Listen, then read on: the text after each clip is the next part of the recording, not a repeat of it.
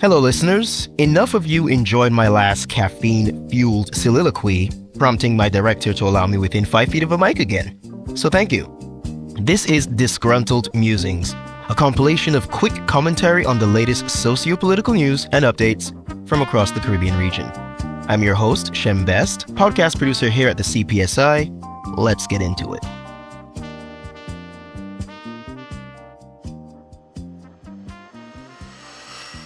Name something that the Caribbean can't quite get right, no matter how many iterations rise from the ashes, then crash and burn spectacularly. If you guessed air travel, we should grab a coffee after this. But you also win the prize of listening to me verbally fleece the experience of trying to get anywhere in or out of this cursed archipelago we call home. Do better. I'm paraphrasing BVI Communications Minister Kai Reimer, who, like most of us, has had it up to here with Inter-Caribbean's antics. That's the new airline. Inconsistent service from one of the region's nascent carriers is a cause for concern, according to the minister, who urged the airline to work harder to rectify the situation, as air travel is integral to the Virgin Islands' communication links with its neighbors. Inter's fleet of 16 mostly Embraer island hoppers has been hit with a raft of staffing problems and technical issues that have drawn the ire of its customers as of late. I was almost beginning to miss shitting on Liat weekly, but my prayers have been answered, and here we have a fresh lamb to the slaughter that's completely unable to maintain any semblance of reliability in a market that barely has any competition, to be honest. I mean, come on, it's the BVI's, British Virgin Islands. You're not using Caribbean Airlines to get to Tortola. Raise your hands if you... Yeah, that's what I thought. Keeping to the skies, Liat 2020, the recently reanimated zombified remains of Liat, made its inaugural flight last week between St. John's and Castries to the rapturous sound of crickets. Okay, Antiguan Prime Minister Gaston Brown, as we know, managed to scrape together a deal sometime last year with Nigeria's Air Peace for 7 Embraer jets, one of which is actually 23 years old. Yikes. But this is alongside the 3 old ATRs it got from the previous iteration of Liat. I don't believe in kicking a dog while it's down, and I'm a huge proponent of regional travel. But seriously, as of writing, they don't even have a website. It's not working. You have to book via telephone or email because this is the 1960s and we've got to plan ahead for the next leg of our journey aboard the QE2. I have little to no faith in this venture, if you were guessing. Air Peace, the Nigerian company with a majority stake in it, doesn't have the best track record.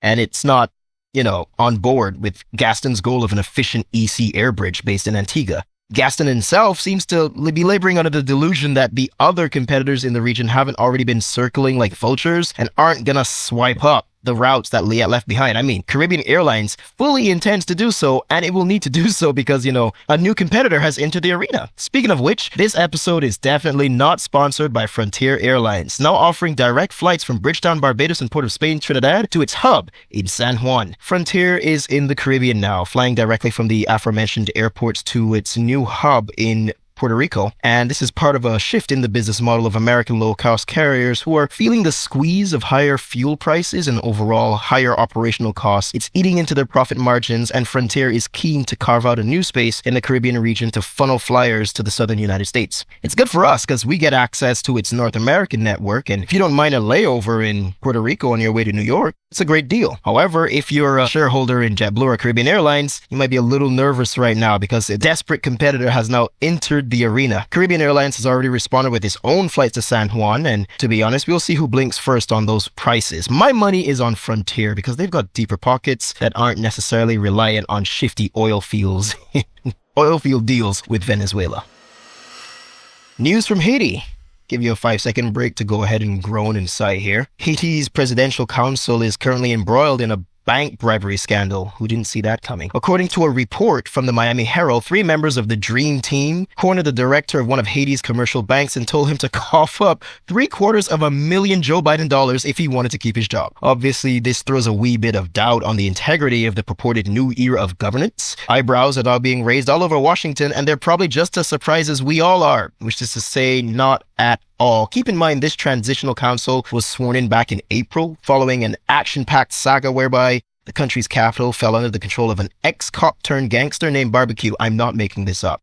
The guy proceeded to block the then president of Haiti, Ariel Henry, from re-entering the country following a CARICOM summit. To be honest, the council has just as much legitimacy as Henry, and hell, I'd even say it's got less legitimacy than barbecue. At least he controlled Port-au-Prince. Needless to say, this revelation will do little to shake perceptions of Haiti as a failed state, which is so far down the hole, both regional and Western powers are content to accept veritable Child's Tea Party as the next phase of actual government.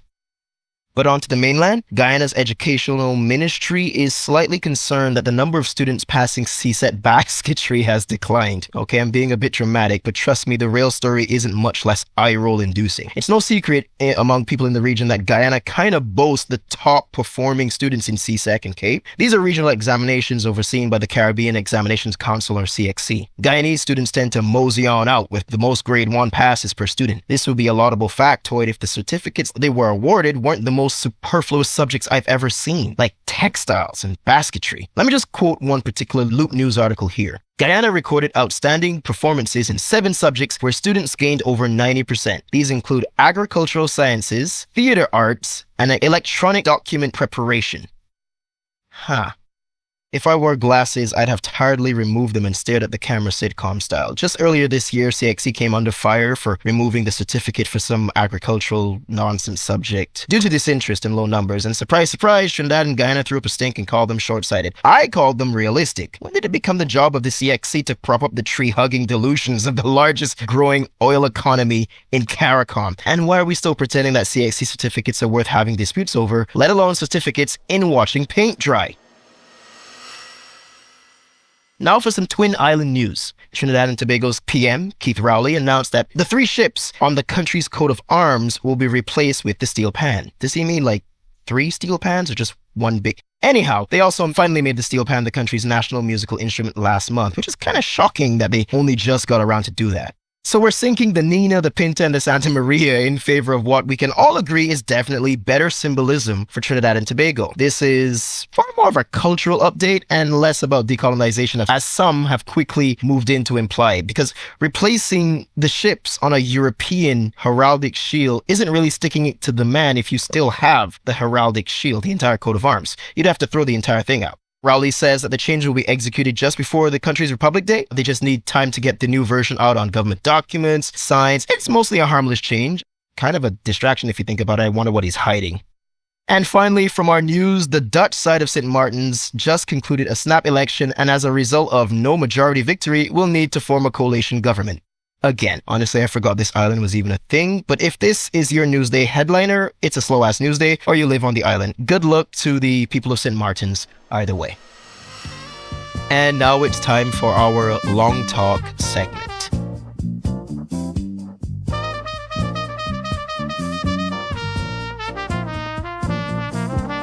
Today on the Long Talk, I've seen a real Commonwealth. Over the last week, I was graciously given the opportunity to travel to Europe under the auspices of the cpsi and its partner organization, Emergent Ventures. My trip took me through London and Dublin, with a final stop in Madrid. This is more of a trip down observation lane, this particular Long Talk. As a citizen of Barbados, I enjoy involuntary membership in His Majesty's Commonwealth. The British Commonwealth is a loose conglomeration of ex-colonies, excluding Gabon, Mozambique, Togo, and Rwanda, who have decided to band together over a collective trauma. To my knowledge, the late Elizabeth II was pretty instrumental in keeping this entire organization together, with most, if not all, of the current prime ministers serving under her long reign. With virtually no trade or even symbolic cooperation between many of the 56 states outside of the Commonwealth Games, it was that reign that was more or less the glue for the bloc. One could say that it was on the decline ever since, and the relevance has been going down over some time. I had expected it to collapse even more rapidly after Lizzie checked out, but even as recently as 2022, Gabon joined the Commonwealth, so there's that. The British Commonwealth to me is a very long-winded, passive-aggressive apology tour. It's British, so this is par for the course. The members are expected to perceive each other as equals, but when you really think about it, that's virtually impossible given the range of populations and the levels of economic stability possessed by the individual members. Don't look any farther than the Commonwealth Games to see the disparity between the likes of India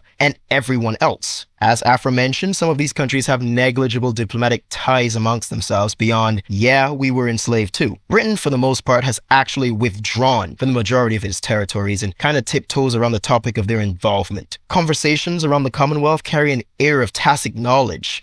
It's the era of, we'd rather not speak about it, but we know it would be weird and unhealthy if we didn't. The current organization embodies this awkwardness. So on my trip, I got to visit the capitals of the empire, London and Madrid. Each one kind of carried the weight of their historical conquest differently. Madrid displayed their colonial history in much more of a celebratory light. There is no Spanish Commonwealth per se because the ex-colonies don't view Spain as a mother country, but as any other member of the Hispanic world. Spain, having rapidly receded involuntarily via civil wars, as you would know, is still instrumental in the development and governance of its former vassals, but less as a form of atonement and more in line with just good foreign policy. For example, Latin Americans have priority routes for immigration and naturalization in Spain, which is reciprocated in kind by the Latin American states. This is seen as an exchange of skills and culture to the betterment of the Hispanic world. Spanish politics continue to have influence on Latin American politics and vice versa. There's much more homogeneity in the Spanish Commonwealth than its British equivalent. In fact, in stark contrast, the conversation in the UK right now surrounding immigration is objectively negative. Brits are not keen on a flood of Commonwealthers to their shores, even though it's a bit late for that particular concern given London's status as a globally integrated city.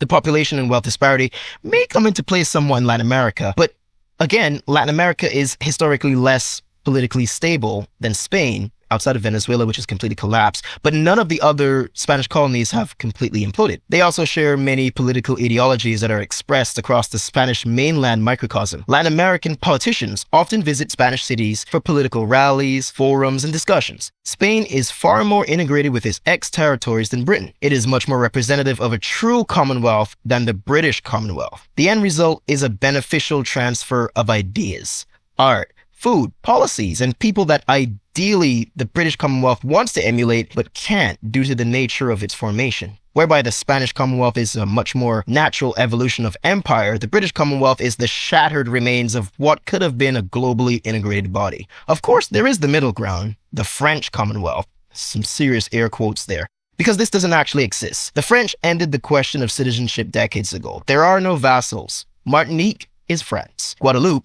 is France. Réunion is France. Citizens of these islands vote for the French president and have as many rights as anyone in Paris.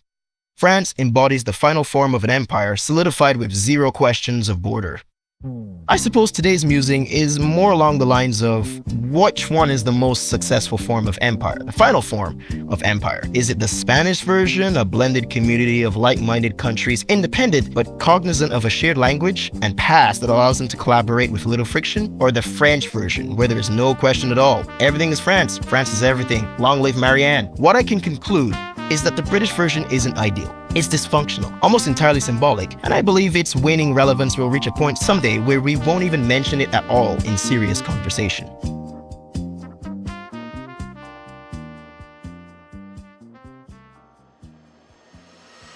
This has been Disgruntled Musings, a proudly produced CPSI podcast. If you've enjoyed this episode, check out our other podcasts and published works at cpsi.media.